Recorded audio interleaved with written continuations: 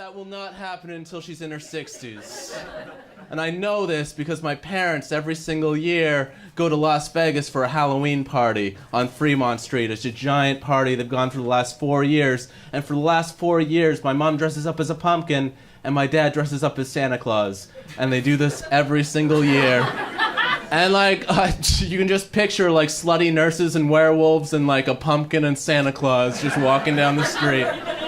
But where it gets freaky is, my dad, when he comes home, that Santa Claus hat stays on until the new year. He wears it like a baseball hat.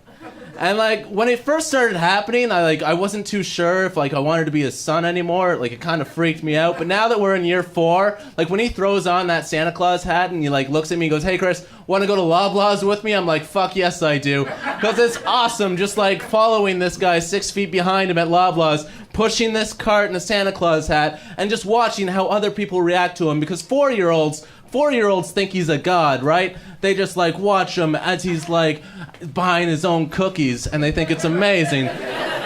People my own age, they just sort of, roll their eyes at him and, stay away from him. People his age, oddly enough, respect him, And I'll give you an example. He was pushing the cart in the meat section, and he wasn't paying attention to where he was going, and he just T-boned this old woman who was in her own world, and, I looked at her face, and, I just saw her face turn to anger, and she was about to look up and tell my dad off, and she looked up at him and saw his big white beard and Santa Claus hat, and she was just like, "I'm sorry, Santa."